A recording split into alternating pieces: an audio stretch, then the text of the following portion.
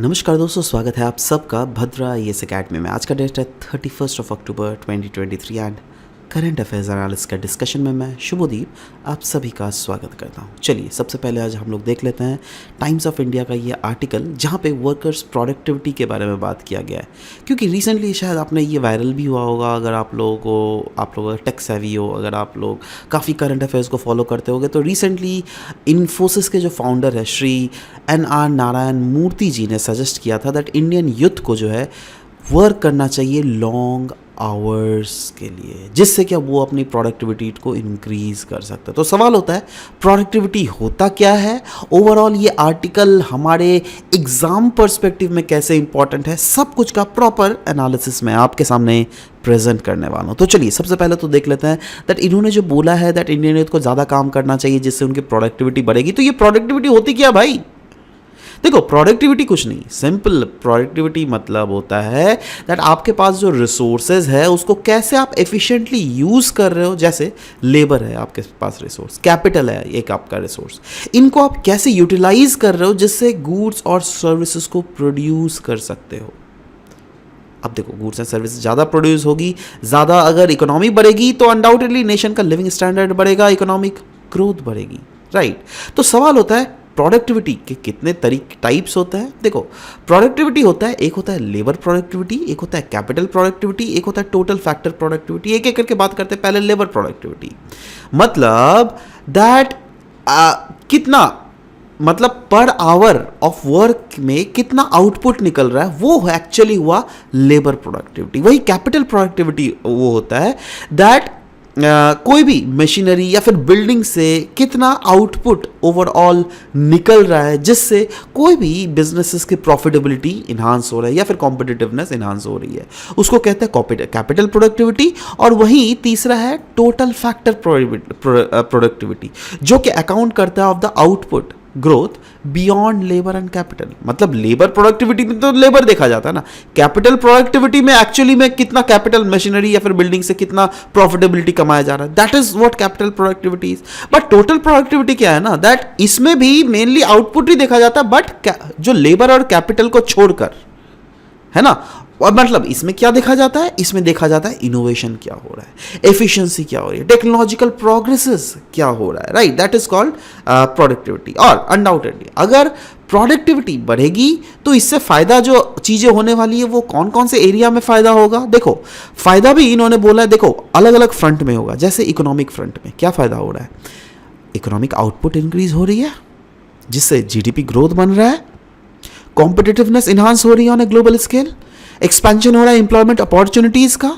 यही नहीं, higher tax revenues का पोटेंशियल हमें देखने को मिल रहा है, राइट। ऑफ कोर्स अगर कोई भी रीजन की पोटेंशियलिटीज बढ़ेगी तो ये सब चीजें तो अच्छी बढ़ेगी, साथ ही साथ businesses higher production and potential होगा for increase profits, greater flexibility होगी जो क्या मीट करेगा मार्केट डिमांड को, इंप्रूव्ड इनोवेशन और प्रोडक्ट डेवलपमेंट हमें देखने को मिलेगा, और साथ ही साथ मार्केट का शेयर भी इनहांस होगा, सस्टेनेबिलिटी हमें ज़्यादा बढ़ते हुए देखने को मिलेगा।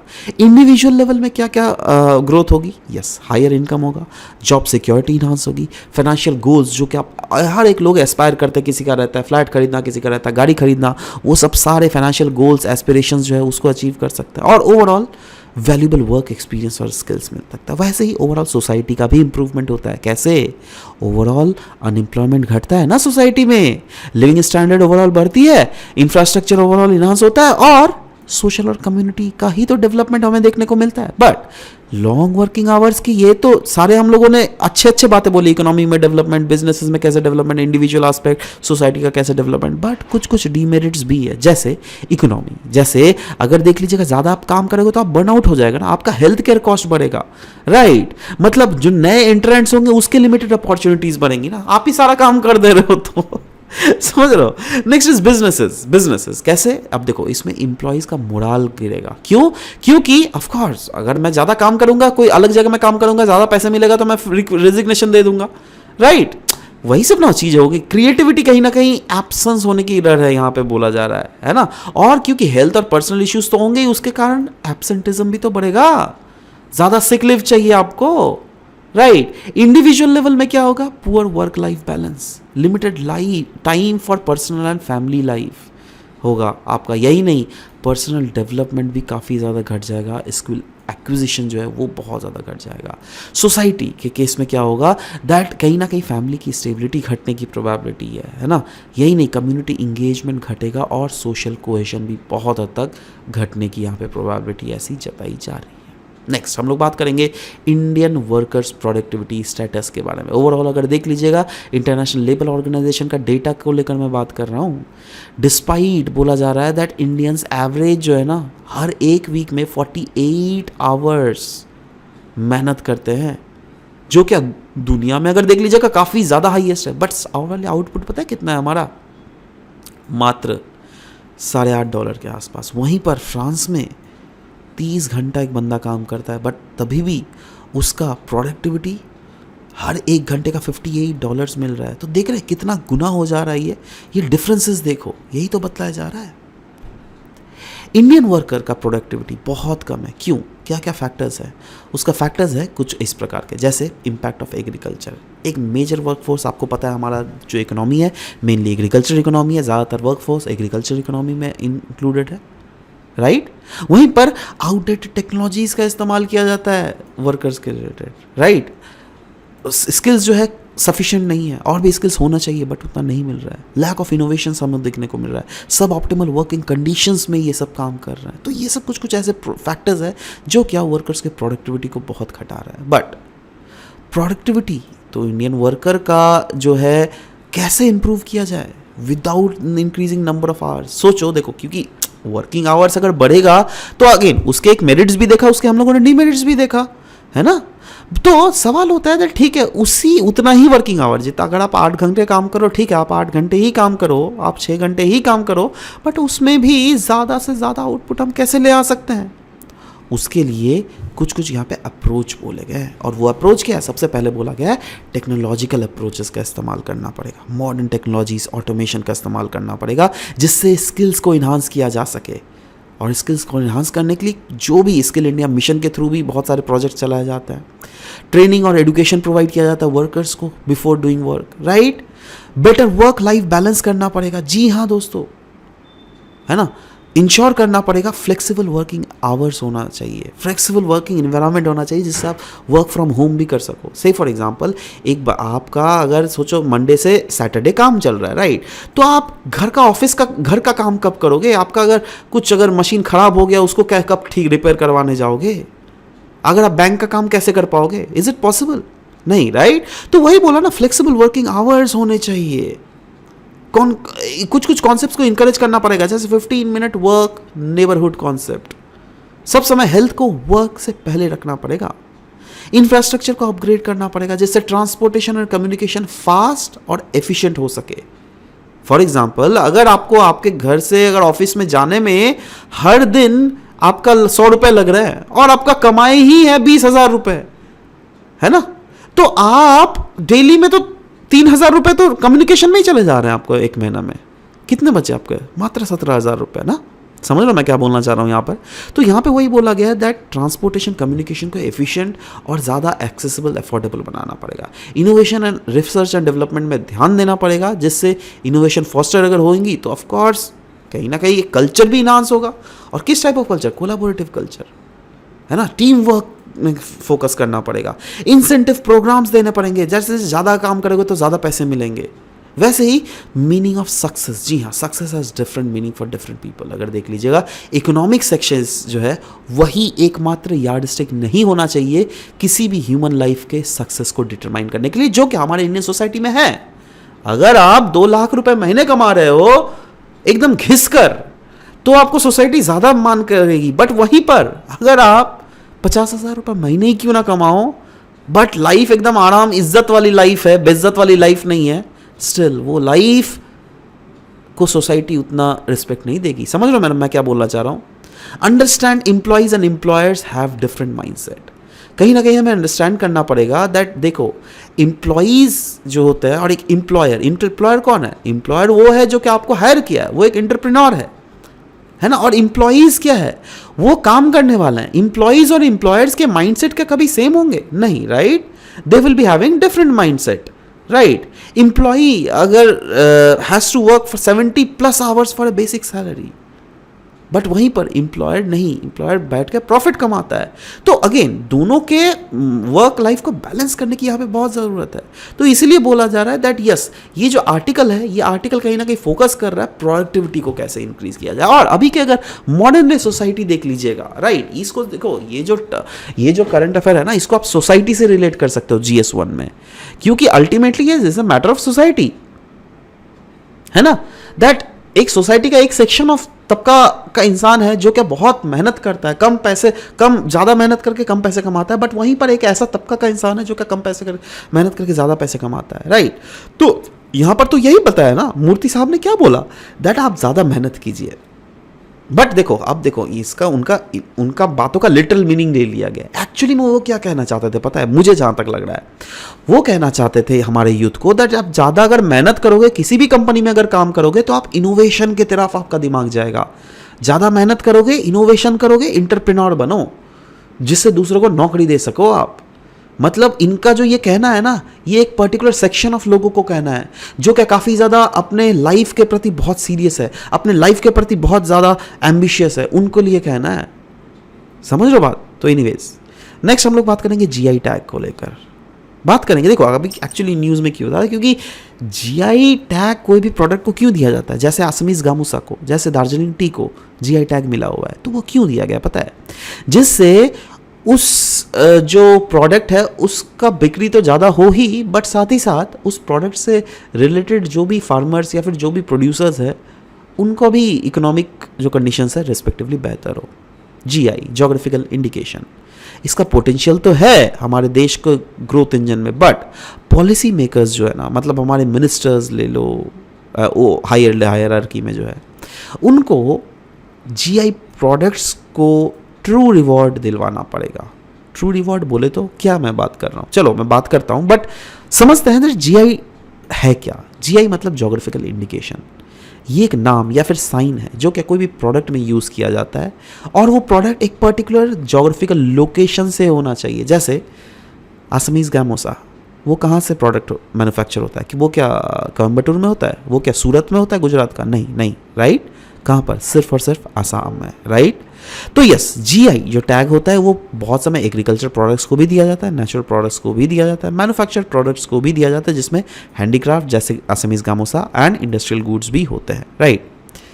ये जो नाम है ना, वो कहीं ना कहीं क्वालिटी और डिस्टिंक्टिवनेस को दर्शाएगा. अब देखो, जैसे दार्जिलिंग टी सेम पौधा को आप साउथ में भी उगा सकते हो, बट उसको दार्जिलिंग टी के नाम से नहीं बेच सकते हो आप. समझ रहे मैं क्या बोलना चाह रहा हूँ यहाँ पर. तो कोई भी रीजन के क्वालिटी को तो दर्शाता ही है, बट साथ ही साथ एक जोग्राफिकल लोकेशन भी होना चाहिए जहां से वो प्रोडक्ट बनकर आ रहा है.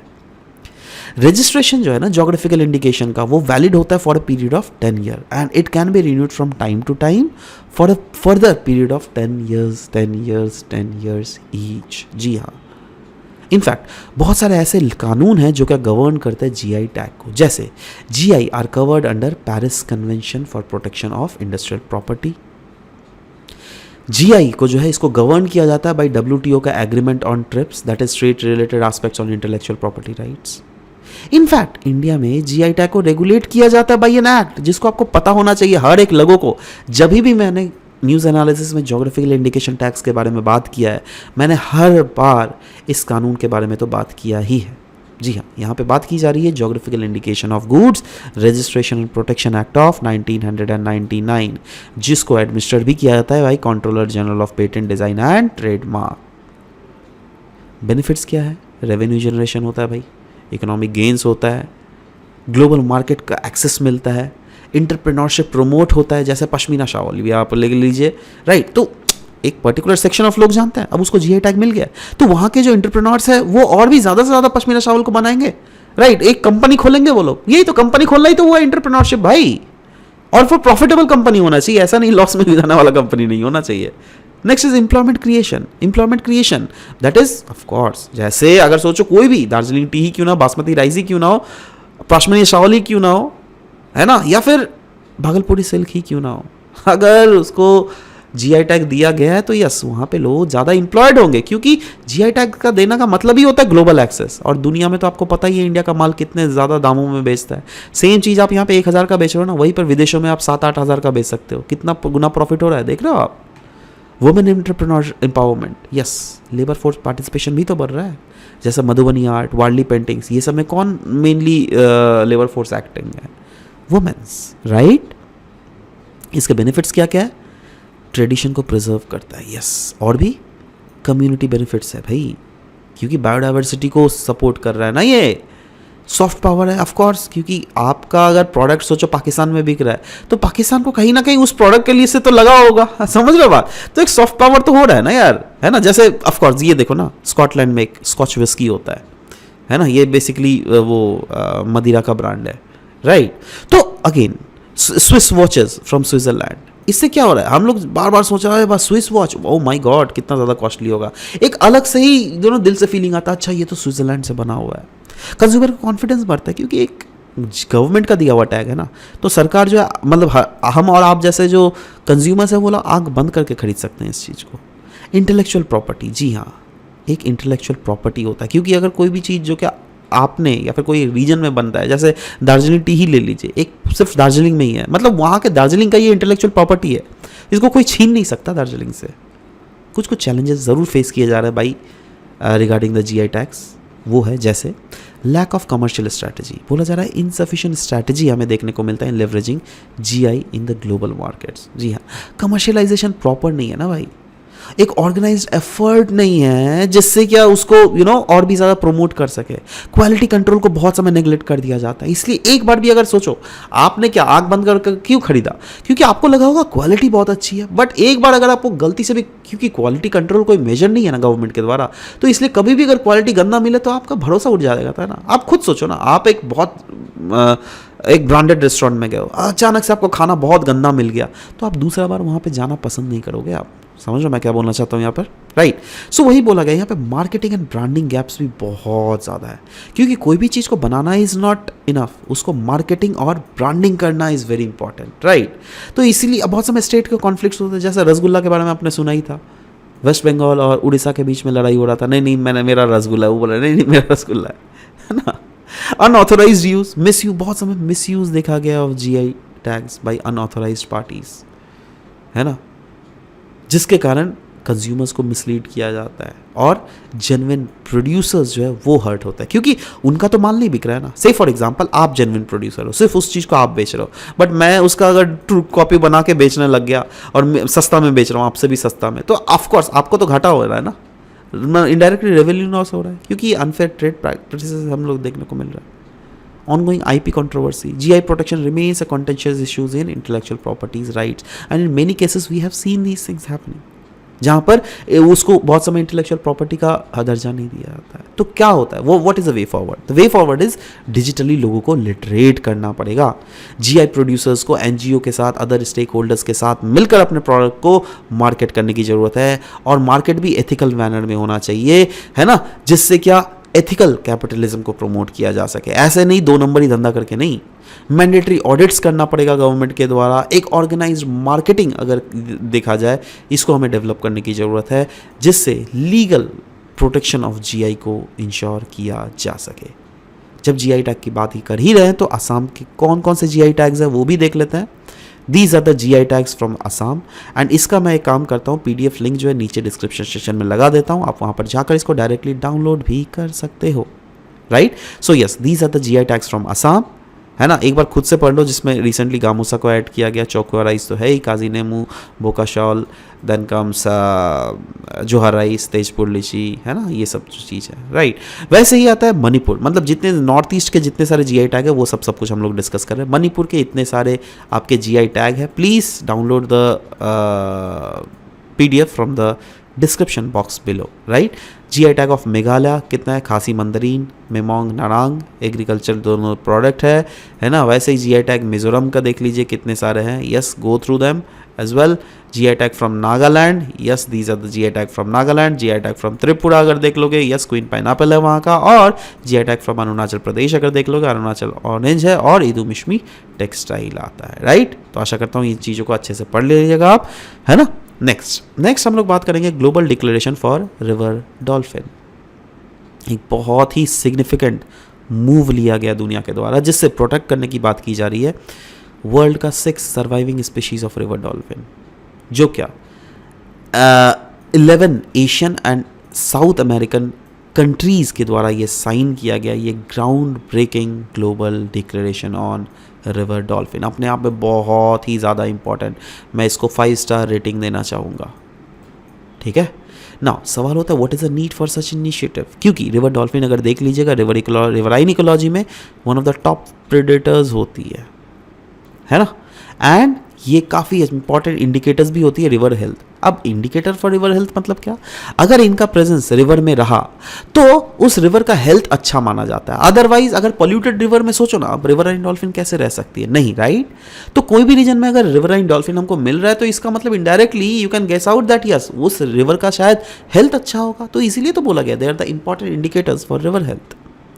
बट इनके जो नंबर्स है ना वो बहुत ही घट रहे हैं। सिंस 1980s बोला जा रहा है 73% जो है उनके नंबर्स जो है घट गए हैं। और क्यों, बहुत सारे थ्रेट्स हमें देखने को मिल रहा है, जैसे unsustainable fishing practices, pollution, habitat loss, climate change का इम्पैक्ट इनके ऊपर बहुत ज़्यादा हमें देखने को मिला है। ठीक है, and what is the aim of the declaration, अगर ओवरऑल अगर एम देख लीजिएगा, यस एम है टू हॉल्ट द डिक्लाइन। जो भी डिक्लाइन हो रहा है ना इनके पॉपुलेशन में उसको जैसे रोका जा सके और बोल्स्टर किया जा सके the most vulnerable river dolphin populations through a collaborative effort. Now कौन कौन से ऐसे स्पीशीज ऑफ रिवर डॉल्फिन है जो कि इजीली अभी भी सर्वाइव कर रहे हैं और उसके IUCN स्टेटस, उसका हैबिटेट कौन कौन से जगह में है। तो देखो सबसे पहले अमेजॉन रिवर डॉल्फिन जो कि साउथ अमेरिका में है, इसका IUCN डेटा लिस्ट का स्टैंडर्ड है endangered. Next is Ganges river dolphin जो कि Ganga Brahmaputra system of India and Bangladesh में भी मिलता है, ये भी इंडेंजर्ड है। इंडस रिवर डॉल्फिन जो कि इंडेंजर्ड है, पाकिस्तान और ब्यास रिवर में मिलता है। इरावदी डॉल्फिन है, इरावदी डॉल्फिन अगर देख लीजिएगा वो आपका एशिया में म्यांमार, इंडोनेशिया एंड इंडिया के चिलिका लेक में भी मिलता है, ये भी इंडेंजर्ड है right. Next is tucuxi dolphin, ये Amazon river in Brazil, Colombia, Ecuador and Peru में मिलता है, ये भी इंडेंजर्ड है। बट यांगजे फिनलेस पोर्पोइस जो है ना, जो क्या यांगजे रिवर में मिलता है चाइना का, वो लेकिन क्रिटिकली इंडेंजर्ड रिवर डॉल्फिन है राइट, याद रहेगा। नेक्स्ट हम लोग बात करेंगे ये इंडियन एक्सप्रेस का बहुत ही इंपॉर्टेंट आर्टिकल, यहाँ पे बात करेंगे Lewis model for in economic development के बारे में। ल्यूइस मॉडल, नाउ ये ल्यूइस मॉडल है क्या, देखो ये मॉडल एक ऐसा मॉडल है जहाँ पे बोला जा रहा है दैट कोई भी देश है ना जो क्या डेवलपिंग या फिर अंडर डेवलप्ड हो तो उनका मेनली इकोनॉमी पता है क्या होता है, एग्रीकल्चरल बेस्ड इकोनॉमी होता है। बट कोई भी देश जैसे इंडिया ही ले लो है ना, इंडिया में एग्रीकल्चर बेस्ड इकोनॉमी है, यस क्यों, क्योंकि इंडिया का मेजर वर्कफोर्स जो है एग्रीकल्चर सेक्टर में काम कर रहा है। बट वहीं अगर देखो अब क्या है, एग्रीकल्चर सेक्टर में इतने ज़्यादा वर्कफोर्स हो गए, इतने ज़्यादा वर्कफोर्स हो गए दैट वहाँ पे चाहिए नहीं हम लोगों को इतने लोग राइट। तो उनको मतलब सरप्लस लेबर जो है अगर एग्रीकल्चर सेक्टर से मैन्युफैक्चरिंग सेक्टर में हम लोग ट्रांसफर कर देते हैं तो क्या हमें इंश्योर कर सकते हैं दैट उस रीजन का इकोनॉमिक ग्रोथ और भी बढ़े, क्यों, क्योंकि agriculture sector is almost unskilled work right. But वहीं पर मैन्युफैक्चरिंग में अगर आओगे तो या तो अनस्किल्ड या फिर सेमी स्किल्ड वर्कफोर्स में भी आप आ सकते हो। समझ रहे हो मैं क्या बोलना चाह रहा हूँ राइट। तो ये जो ल्यूइस स्ट्रक्चरल मॉडल है ना, ये यही बोलता है, ये यही बोलता है दैट जब तक कोई भी जो डेवलपिंग कंट्रीज है उसके एग्रीकल्चर सेक्टर में बहुत ज़्यादा वर्कफोर्स है तो उनको जो वेजेस मिलता है क्या है, बिल्कुल सब्सिस्टेंस वेजेस जिससे आप अपना पेट भरा सको, आपको ज़्यादा वेज नहीं मिलेगा। बट अगर आपको अपने लिविंग स्टैंडर्ड्स को हाई करना है, अगर उस देश का इकोनॉमिक डेवलपमेंट को इंश्योर करना है तो यस यहाँ से जो सरप्लस लेबर है एग्रीकल्चर सेक्टर से उसको अगर ट्रांजिशन करवाया जाए इंडस्ट्रियल सेक्टर में, मैन्युफैक्चरिंग सेक्टर में, दैट इज प्राइमरी सेक्टर से अगर सेकेंडरी सेक्टर में अगर ट्रांसफर करवाया जाए तो यस हम मार्जिनली जो प्रॉफिट्स है उसको बहुत ज़्यादा हाई किया जा सकता है राइट। तो यही है Lewis model for economic development.